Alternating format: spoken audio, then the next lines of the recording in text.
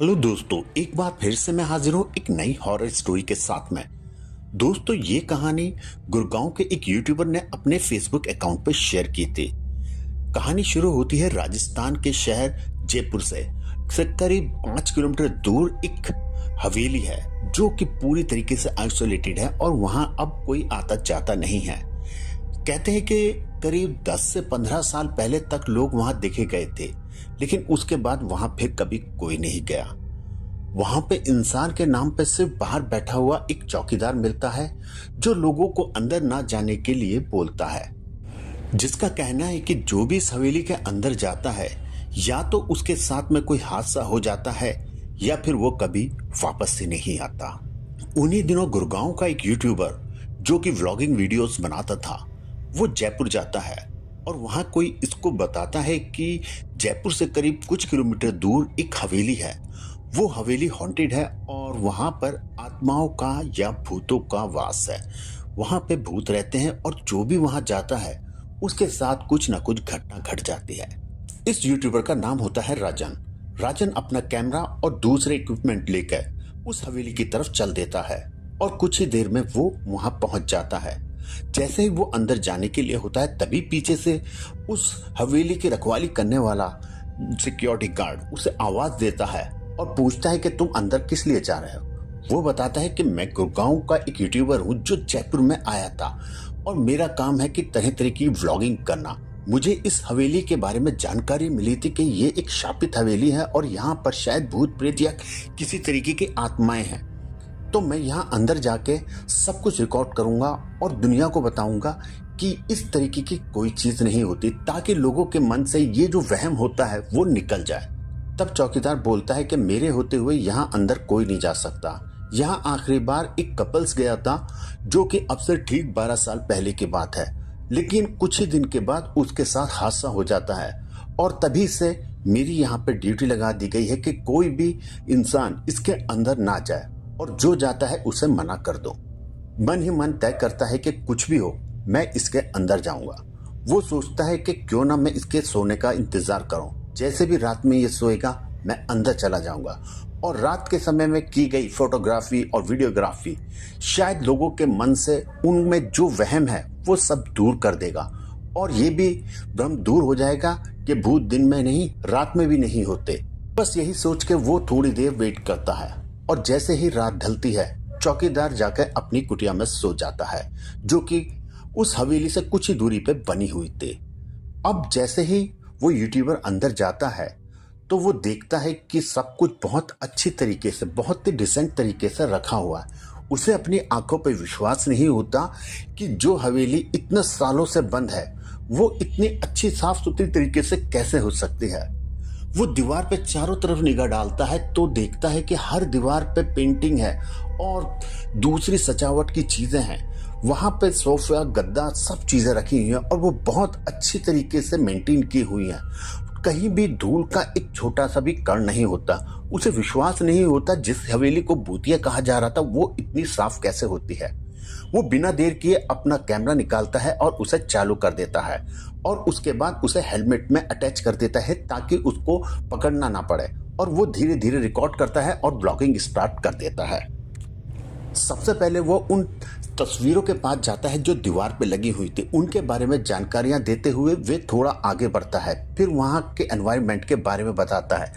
उसी हवेली के अंदर एक बड़ा सा झूमर लगा हुआ था जो जल रहा था। वो उसको भी दिखाता है कि जिस हवेली को हॉन्टेड और भूतों की हवेली कहा जाता है, ये देखो कितनी नीट एंड क्लीन है और यहाँ तो लाइट भी है और उजाला भी है और गंदगी भी नहीं है। ऐसा लगता है कि जैसे कोई इसको रोज ही इसको साफ करता हो, बल्कि दिन में 2-2 बार साफ करता हो। धूल का एक छोटा सा भी निशान नहीं है। फिर उसकी निगाह वहां की दीवारों पे जाती है जहां पे बहुत ही सुंदर सुंदर पेंटिंग लगी हुई थी। वो ये देख के बहुत ज्यादा सरप्राइज होता है कि यहाँ पर इतनी अच्छी पेंटिंग कैसे हो सकती है और हर पेंटिंग बहुत ही डिसेंट तरीके से और साफ सुथरी थी। लेकिन वो अपनी व्लॉगिंग चालू रखता है और फिर जल्द ही उन तस्वीरों के बारे में बताने लगता है। लेकिन ये यूट्यूबर नहीं जानता था कि आगे उसके साथ क्या होने वाला है। वो आगे की तरफ बढ़ता है तो कुछ ही दूरी पे वो अपने दाईं तरफ देखता है, एक रूम है जिसका थोड़ा सा दरवाजा खुला हुआ है और वहां से कुछ आवाज आ रही है। उसे लगता है कि ये शायद उसका वहम है, लेकिन लगातार आवाज आने पर वे उस रूम की तरफ जाता है और बाहर से पूछता है कि क्या कोई अंदर है, लेकिन अंदर से कोई आवाज नहीं आती। बस वो लोग आपस में जो बात कर रहे थे वही चल रही होती है।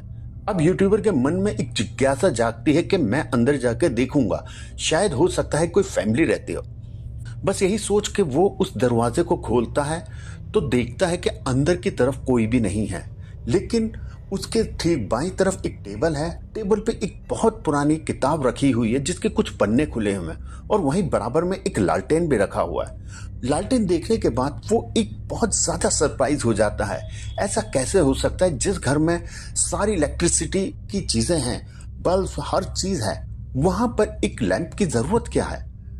फिर वो उस बुक्स के पास जाता है और कुछ पेज पलट के देखता है जिसके अंदर कुछ भूतिया चीजें लिखी हुई थी। उसे लगता है कि शायद यहाँ पे कुछ शैतानी के लिए ये चीजें रखी गई हों ताकि लोग डरें और ना आए। लेकिन तभी वो देखता है कि पीछे से गेट अचानक से बंद हो जाता है। वो एकदम गेट की तरफ दौड़ता है और बोलता है कि गेट किसने बंद करा। वो दरवाजे को लगातार बजाता है लेकिन वहां से कोई आवाज नहीं आती। वो फिर दरवाजे पे जोर में, जैसे ही वो जोर से दरवाजा खींचता है तभी अचानक से दरवाजा खुल जाता है। तभी वो बाहर की तरफ भागता है और देखता है कि अचानक जिस हवेली के अंदर वो आया था ये वो हवेली नहीं है, क्योंकि वो तो साफ सुथरी और नीट एंड क्लीन थी, लेकिन वो अचानक हवेली एक खंडर की तरह दिखने लगती है। उसे अपने आप पे विश्वास नहीं होता कि ये कैसे हो सकता है कि जिस हवेली में आया था वो तो बिल्कुल नई और बिल्कुल साफ थी, अचानक ये कूड़ा करकट, हर चीज पुरानी, धूल मट्टी और दीवारें टूटी हुई सी कैसे हो सकती हैं। तभी उसकी निगाह दीवार पे उन सीनरियों पे जाता है। उन सभी सीनरियों के अंदर सिर्फ एक चीज कॉमन होती है कि उन सबका साइज सबका बराबर था। अब कुछ पल के लिए वो यूट्यूबर भी घबरा जाता है। उसे लगता है कि शायद यहाँ कुछ तो ऐसा है जिसकी मैंने कल्पना नहीं करी थी, और वो जल्दी से बाहर निकलने की कोशिश करता है। लेकिन वो दौड़ता हुआ जैसे भी गेट के पास पहुंचता है तो पाता है कि वो दरवाजा बाहर से किसी ने बंद कर दिया। वो लगातार दरवाजे को पीटता है लेकिन दरवाजा नहीं खुलता। तभी पीछे से कोई आवाज देता है कि राजन, तुम आ गए, मैं तुम्हारा ही इंतजार कर रहा था। ये देख राजन एकदम पीछे की तरफ घूमता है लेकिन वहां कुछ नहीं होता। तभी फिर से आवाज आती है, क्या राजन तुम मुझे सच में नहीं देख पा रहे? राजन कहता है कि नहीं, मैंने तुम्हें नहीं देखा, तुम कौन हो, मेरे सामने आओ। इतना कहना था कि तभी एक परछाई सी उसके सामने आती है और कुछ ही देर में वो परछाई धीरे धीरे एक कंकाल के रूप में बन जाती है। ये देखने के बाद वो पूरी तरीके से डर जाता है और पूछता है कि तुम कौन हो और मेरा नाम कैसे जानते हो? तब वो भूत कहता है कि हमसे कोई चीज नहीं छिपी, मैं जानता हूं कि तुम यहां किस लिए आए हो, तुम यहां का राज जाना। मैंने तुमको गेट के बाहर मना किया था कि यहां मत आना, लेकिन तुमने फिर भी मेरी बात नहीं सुनी और तुमने यहां आने का साहस किया। अब तुम्हें इसकी सजा मिलेगी। तभी यूट्यूबर को याद आता है कि बाहर एक गेट कीपर बैठा हुआ था, चौकीदार, जिसने उसे मना किया था। वो तभी तपाक से पूछता है कि तुम्हें कैसे पता, ये बात तो मेरी चौकीदार से हुई थी। वो तभी बोलता है कि हाँ, मैं ही चौकीदार हूँ, मैं इंसान के रूप में वहां रहता हूँ। अब राजन उससे विनती करता है कि मुझे जाने दो, मुझे छोड़ दो, मैं किसी को इस बारे में नहीं बताऊंगा, प्लीज मुझे जाने दो। तभी राजन डर से कभी इधर भागता है कभी उधर भागता है, लेकिन उसकी हर कोशिश नाकाम थी। तभी वो आत्मा बोलती है कि तुम यहां से तब तक बाहर नहीं जा सकते जब तक मैं तुम्हें जाने ना दूं, इसलिए कोशिश करना बेकार है। अब राजन समझ चुका था कि उसका आखिरी वक्त नजदीक आ चुका है, लेकिन वो फैसला करता है कि मैं लोगों को बताऊंगा कि यहाँ भूत किस तरीके का है और वो क्या चाहता है। तभी राजन उसकी रिकॉर्डिंग स्टार्ट कर देता है और उससे पूछता है कि आखिर तुम लोगों को क्यों मार रहे हो और हमने तुम्हारा क्या बिगाड़ा है। तब भूत बोलता है कि इस सब का जिम्मेदार इस हवेली का मालिक है, इसमें ना तो मैंने कुछ गलत किया है ना तुमने कुछ गलत किया है, लेकिन ये सब कुछ इस हवेली के मालिक की वजह से हो रहा है। तभी राजन पूछता है कि आखिर उसने ऐसा क्या किया था कि तुम अब यहाँ ना किसी को आने देते हो और ना ही किसी को जिंदा छोड़ते हो। तब वो भूत बोलता है कि मैं यहाँ पर नौकरी करता था बहुत ईमानदारी से, लेकिन इस हवेली का मालिक बहुत ज्यादा क्रूर और कमीना था। वो मुझे दिन भर टॉर्चर करता था और मुझे मारता था और कहता था कि तू बेईमानी करता है, चोरी करता। मैं उसको समझाता, मालिक मैं बहुत ईमानदारी से काम करता हूँ, मैं कोई गलत काम नहीं करता, लेकिन वो मालिक मेरी बात सुनने को तैयार नहीं होता। एक दिन अचानक उस मालिक का सोने का हार गुम हो जाता है। वो मुझे पकड़ के पीटता है कि बता वो हार कहाँ है। मैं उनसे लगातार विनती करता हूँ कि मैंने नहीं चुराया, मुझे नहीं पता, लेकिन वो मालिक मेरी बात नहीं सुनता और आखिरकार मालिक मुझे मार देता है और मुझे मार के इसी हवेली में दफना देता है। और तभी से मैंने तय कर लिया था कि अब ये हवेली शापित रहेगी, क्योंकि मेरी आत्मा भटक रही है और अब ना तो कोई यहाँ से आ सकता और ना कोई जा सकता। और सबसे पहले मैंने इस हवेली के मालिक को मारा, उसके बाद यहाँ जो भी आता है मैं उसे मार देता हूँ।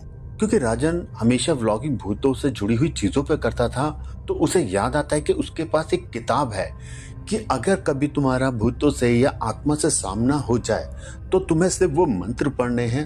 अगर तुम वो मंत्र पढ़ने में कामयाब हो जाते हो तो वो भूत तुम्हारा कुछ नहीं बिगाड़ पाएगा और तुम जिंदा बाहर आ सकते हो वहां से।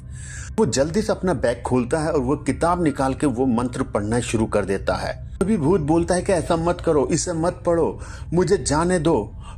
लेकिन राजन उस मंत्र को लगातार पढ़ता है और पढ़ते पढ़ते थोड़ी ही देर में राजन देखता है कि भूत अचानक जलने लगा और जल्द ही वो पूरी तरीके से जलकर राख हो जाता है।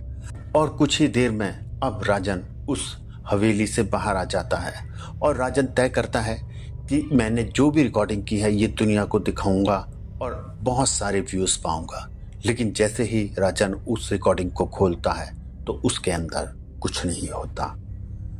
दोस्तों, ये कहानी आपको कैसी लगी आप हमें कमेंट्स बॉक्स में ज़रूर बताएं।